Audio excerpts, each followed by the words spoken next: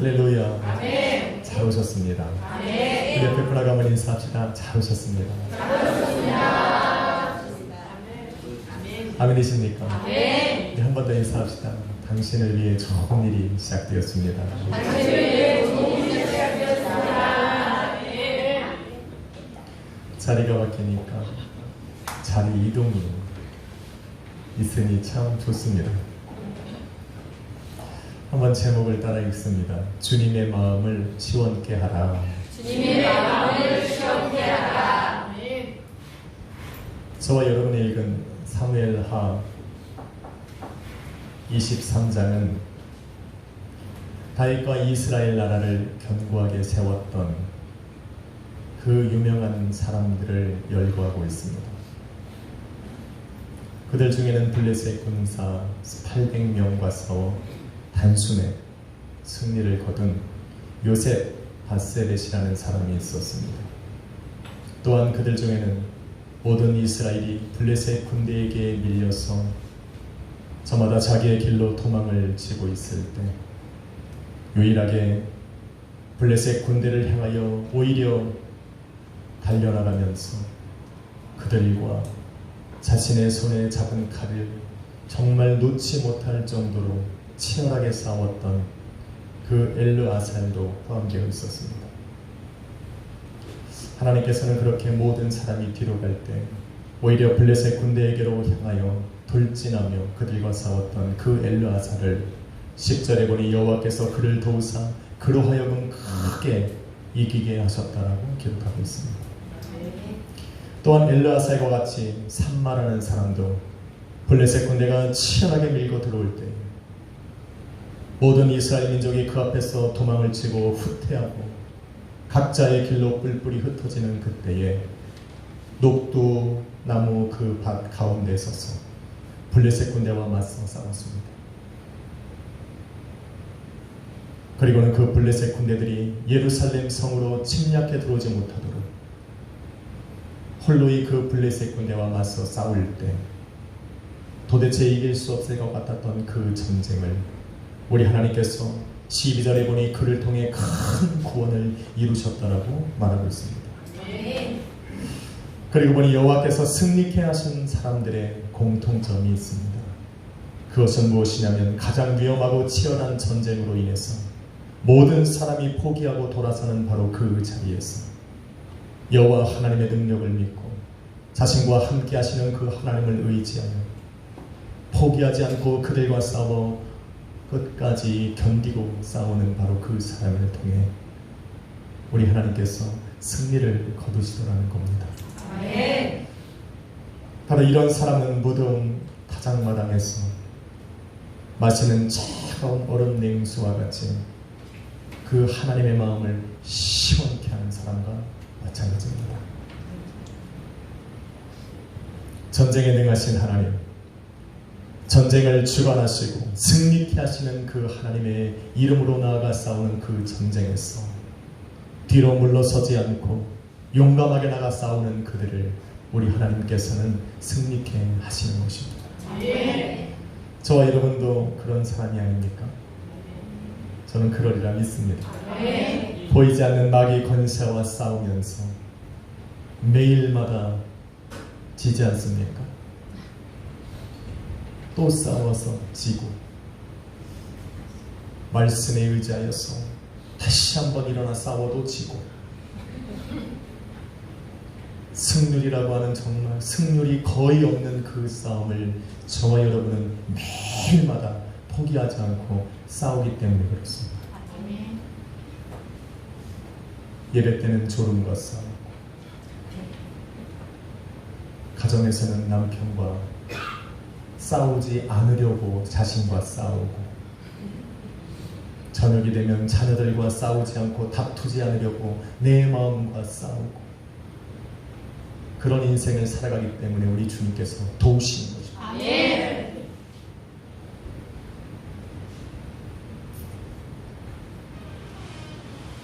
그렇게 승률이 없는 그러한 싸움일지라도 내게 능력 주시는 자 안에서 내가 모든 것을 할 수 있을 것이라는 믿음과 확신을 가지고 물러서지 않고 끝까지 전진하며 나아가는 그 사람들을, 그런 저와 여러분을 우리 하나님께서 도우셔서 이기게 하시는 것입니다. 아멘. 믿으십니까? 아멘. 제가 요즘 설교가 조금 어려웠나 봅니다.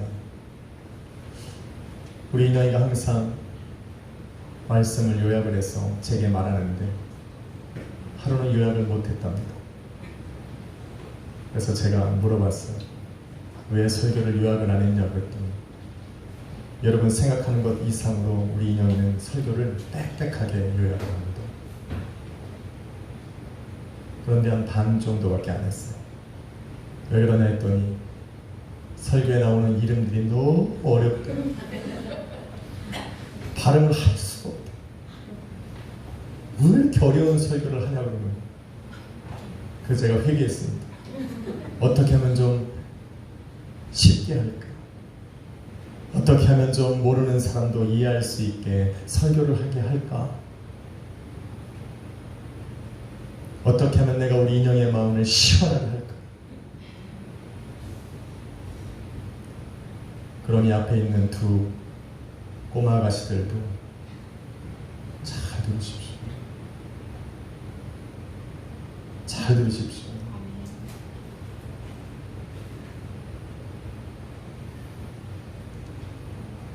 무모한 싸움이지만 믿음으로 끝까지 물러서지 않고 싸우는 그 사람들을 우리 주님은 결단코 승리케 하시는 분입니다. 아멘. 믿으십니까? 아멘. 빨리 인사합시다. 당신도 승리할 것입니다. 당신도 승리할 것입니다. 아멘. 이들 외에도 수많은 용사들이 다윗 곁에 있었습니다. 아비새가 있었고, 분하야가 있었고, 아사엘이 있었고. 어렵죠? 그래서 안 읽으려고 합니다. 25절로 39절까지는 그 사람들을 쫙 열고 합니다. 아마 제가 이 이름들을 다 거론한다면 우리 인형이는 펜을 놓고야 말 겁니다. 그래서 여러분이 읽어보시면 됩니다. 그렇게 수많은 용사들이 다윗 곁에 있었습니다. 그런데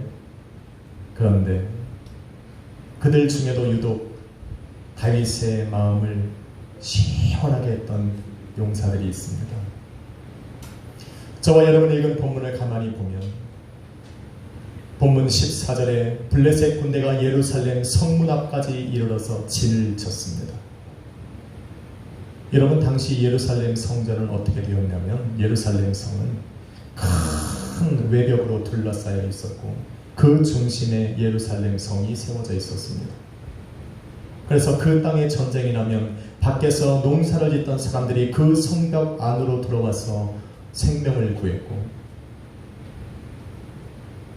다윗도 지금 그 예루살렘 외벽까지 침략해 들어온 그 블레셋 군대 때문에 자신의 성 안으로 들어가 있는 것입니다. 그림이 상상되어지십니까? 그런데 생각보다 그 전쟁이 오래가고 지속되었습니다. 그러니 그 예루살렘 성벽 안에 있는 물들이 말라가기 시작한 겁니다. 그 많은 사람들이 그 물을 먹기에는 턱없이 부족해서 사람들이 목말라하기 시작했습니다. 물론 다윗도 목마름에 갈증을 일으키고 있었습니다. 그때 15절에 보니 다윗이 혼잣말로 이르기를, 다윗이 소원하여 이르되 베들레헴 성문 곁 우물물을 누가 내게 마시게 할까라고 이야기를 하는 소리가 들렸습니다.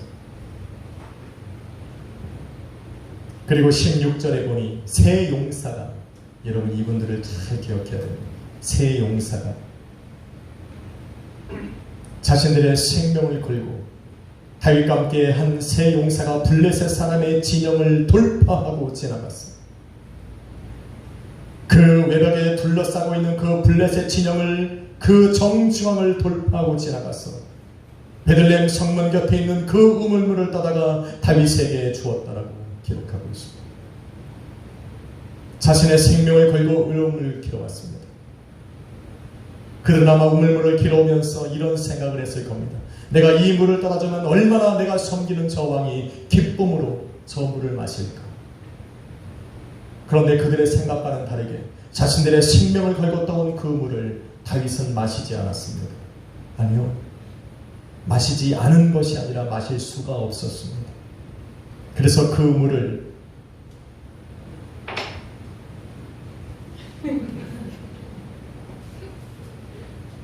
저는 다윗이 아니니까. 여호와의 전 앞에 붙고 그리고 여호와 앞에 간구하여 이르기를 내가 다시는 나를 위하여 이러한 일을 행하지 않을 것이다. 이것은 우물물이 아니라 자기의 생명을 걸고 나를 위해 물을 들어간 그 세 용사들의 피와 같다라고 얘기를 합니다. 나 때문에 다른 사람을 희생시키지 않을 거라고 이야기하는 겁니다.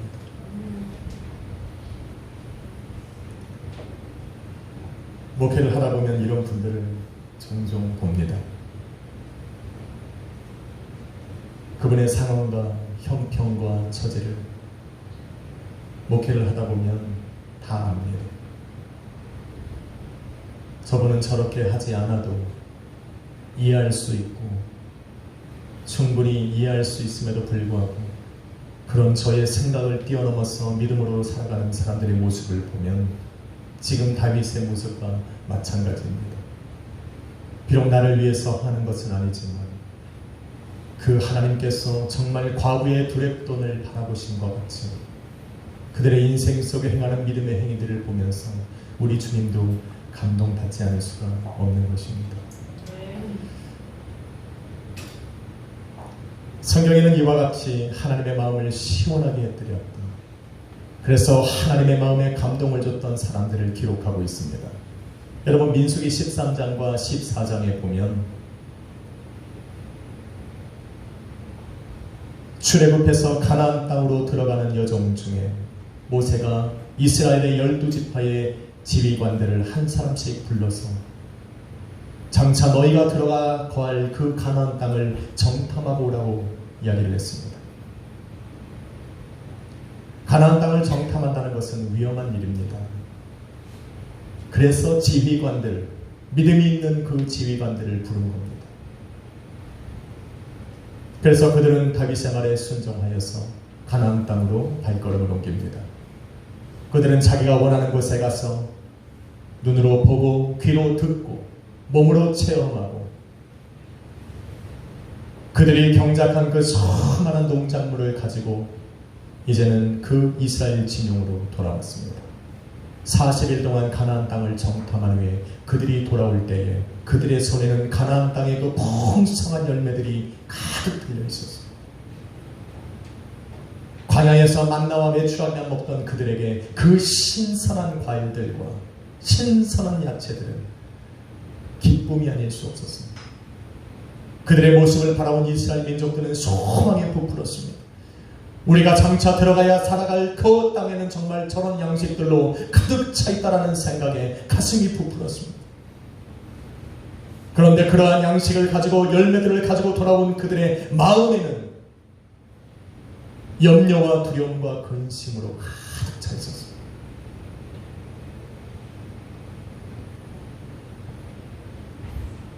그들은 저마다 자신들이 보고 듣고 체험하고 겪었던 일들을 그들에게 이야기를 하는데 하나같이 이야기를 하기를 그 땅은 정말 하나님께서 말씀하신 대로 젖과 꿀이 흐르는 땅이었다라고 말합니다. 그러나 그 땅 거주민은 강하고 성읍은 견고하고 힘이 클 뿐만 아니라 그 땅에 거하는 아낙 자손들은 거인들이라고 이야기했습니다. 우리는 그들 앞에 보기에도 내 스스로 생각하기에도 메뚜기와 같아서 우리가 만약에 가나안 땅에 들어간다면 그것은 바로 죽음을 의미하는 것이니 우리는 들어가지 말자라고 했습니다. 그렇게 가슴을 치며 비통한 마음으로 한탄하며 그들에게 이야기를 했습니다.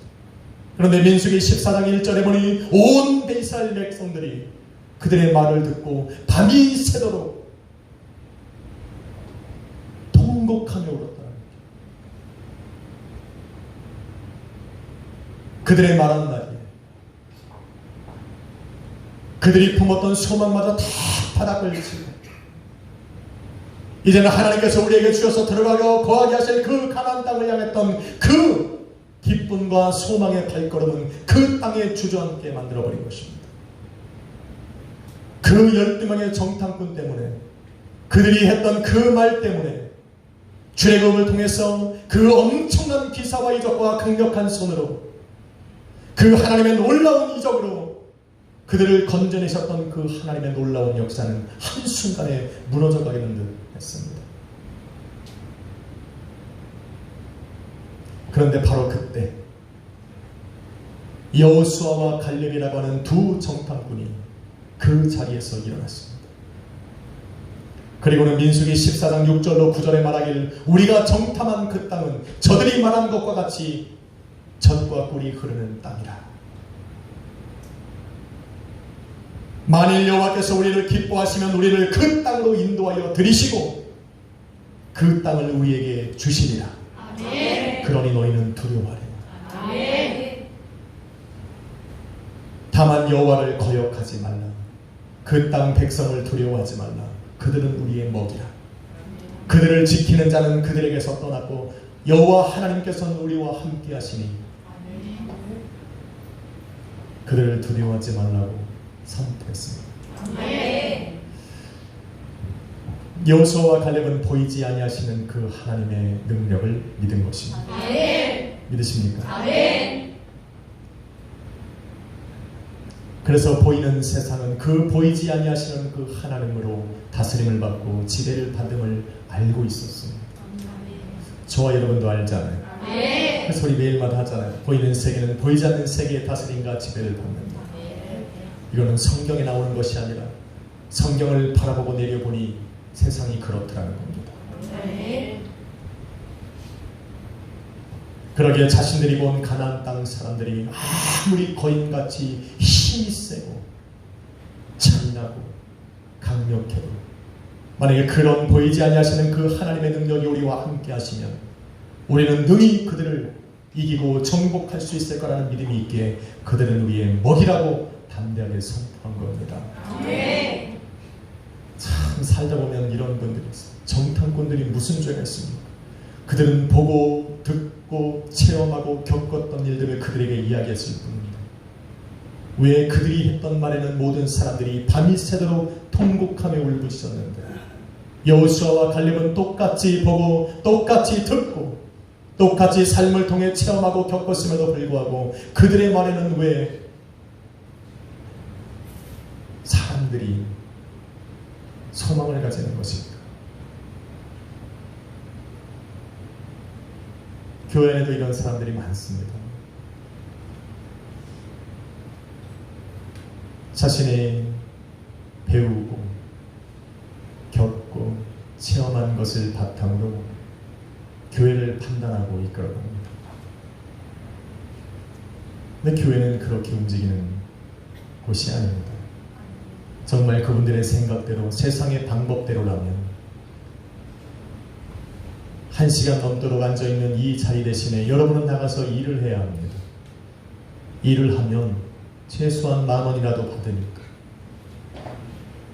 10,000원도 받지 못할 뿐만 아니라 내 시간 들여 몸 들여 마음 들여 앉아있는데 헌금까지 드리고 얻어가는 것 하나도 없는 것처럼 보이는 이 세상 사람들의 이치와 논리에 따지면 이 자리에 앉아있는 여러분은 참 무가치한 겁니다. 그래서 세상의 지식과 지혜로 경험으로 교회를 운영하는 사람들은 교회에서 하는 일들이 다 못마땅한 겁니다. 아무것도 아닌 거죠. 그런데 여호수아와 갈렙은 보이지 아니하시는 하나님이 그들을 인도하고 계심을 알고 있었습니다. 아멘. 교회는 세상의 지식으로 움직이는 곳이 아닙니다. 아멘. 세상의 경험으로 세상의 그러한 통계로 움직이는 곳이 아니라 하나님의 은혜로 움직이는 곳입니다. 아멘. 그 하나님의 은혜를 보이지 않게 하시는 그 하나님을 향한 기도를 통해서 믿음으로 전진하는 그 사람들을 통해 이끌어져 가는 것이 교회입니다. 아멘. 우리 교회는 다 믿음이 충만하셨어요. 아멘. 아직 그런 분들이 없어서 너무 다행입니다. 아멘. 그래서 우리는 부흥이 안 돼요. 그런 분들만 계셨어요. 그런 분들이 와서 변화될 수 있으니 전도하십시오. 아멘. 전도하십시오. 아멘. 저는 이 의자를 깔면서 이런 생각을 했어요. 전사님 3분과 2분과 자리가 너무 부족하다. 자리를 더 깔아야 되는 거다. 안 사도 됩니다. 의자를 없앴는데도 빈자리가 있어요. 저는 한 해를 지나면서 큰 꿈을 꾸고 한 해를 시작을 합니다. 하나님, 올해는 이 자리가 몇 터져서 중앙에 자리를 깔려면 부족한데 이 벽을 뜯어야 되나? 역시 하나님께서는 나의 염려와 근심을 사라지게 하셨습니다. 걱정하지 말라는 거. 우리 성도들은 절대 안 움직입니다. 절대 안 합니다. 걱정하지 말아요. 요즘에 제 마음이 평안합니다. 여러분만 은혜를 받으시면 안 됩니다.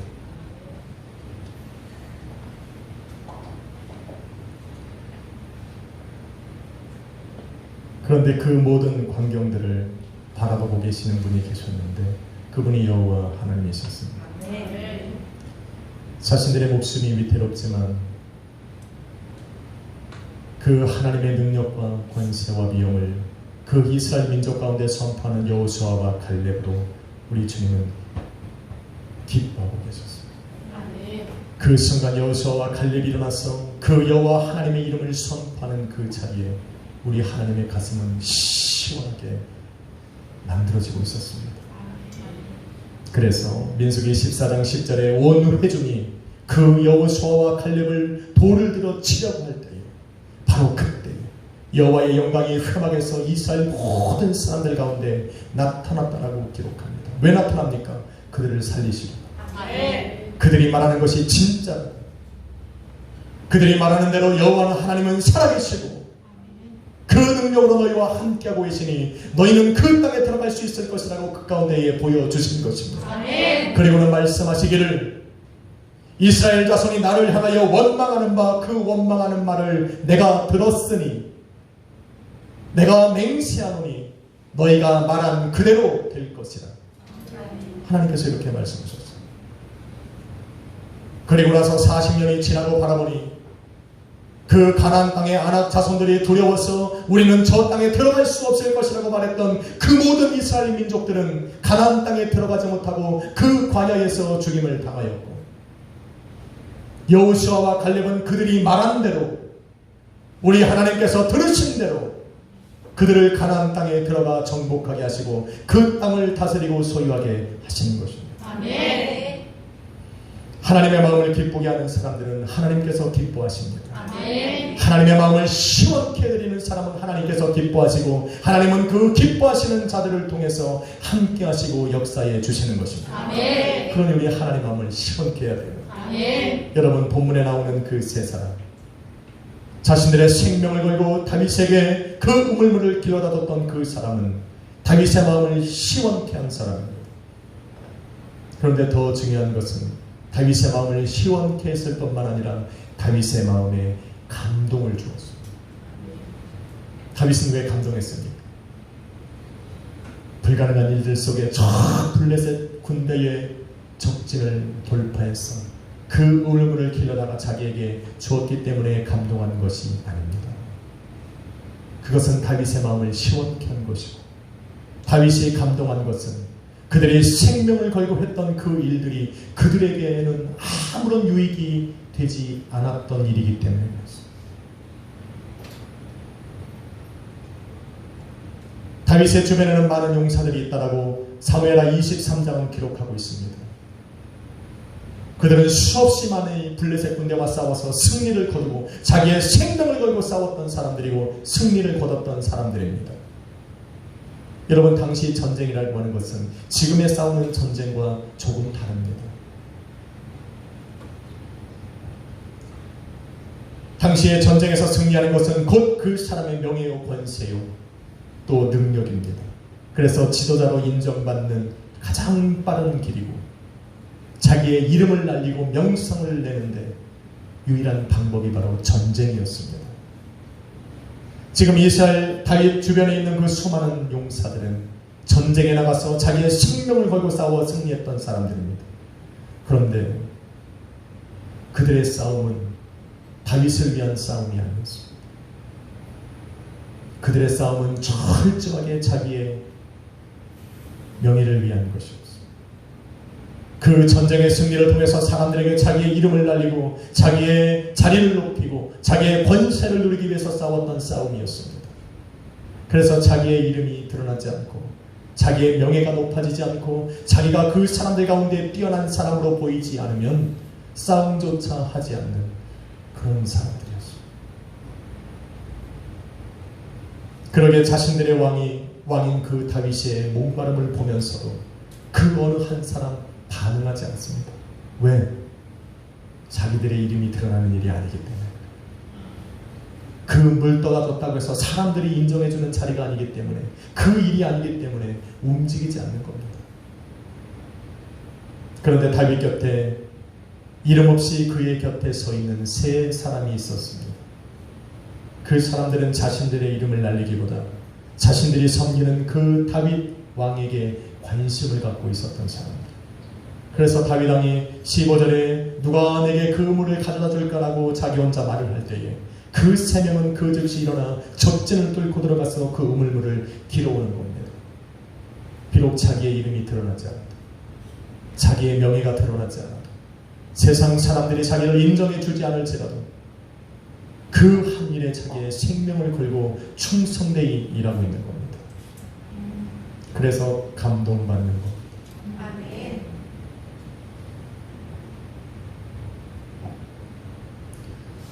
성경은 이들의 이름을 기록하고 있지 않습니다. 사무엘하 23장에 그 이름을 빽빽히 기록하고 있고 그들이 어떤 일들을 행했는지를 기록하고 있는 것과는 너무나도 대조적으로 이 세 사람은 그냥 세 사람으로 끝납니다.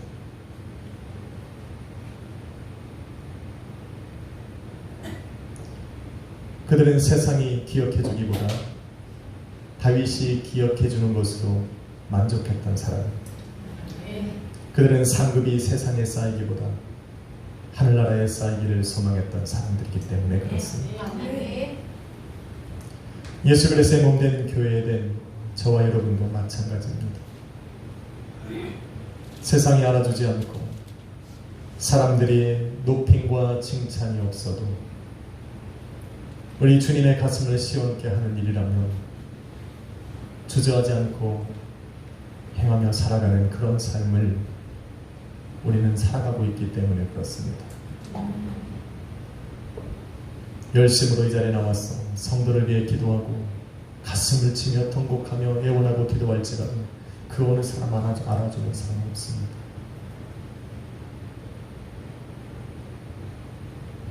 저도 그런 얘기 많이 들었어요. 기도하면 떡이 주면 밥이 나오고.